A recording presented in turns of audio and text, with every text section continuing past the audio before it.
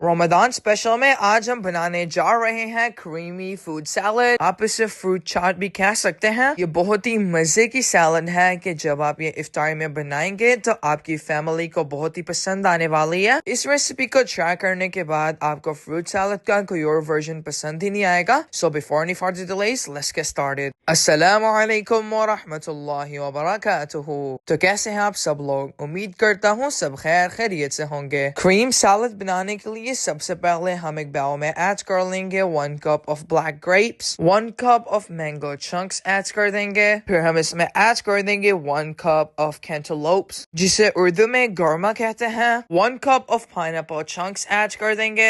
1 cup of cotton candy grapes add कर देंगे। Approximately 2 cups के करीब हम एप्पल्स ऐड कर देंगे। इनके हमने पील्स रिमूव नहीं किए। हमारे पास 4 बनानास थे जिनके हमने स्लाइसेस कट कर लिए हैं। अब वो ऐड कर देंगे। 1 कप ऑफ व्हिप्ड क्रीम ले लेंगे। व्हिप्ड क्रीम आप अपनी मर्जी से कम या ज्यादा कर सकते हैं। It depends on how creamy you want the salad to be. Half cup of condensed milk add कर देंगे। हम अपनी क्रीम को व्हिप कर लेंगे, पर हमें इससे बहुत ज्यादा व्हिप नहीं करना बिकॉज हम केक पे लेयरिंग नहीं कर रहे। और आप सबका रमजान कैसा गुजर रहा है आपने कमेंट में जरूर बताना है।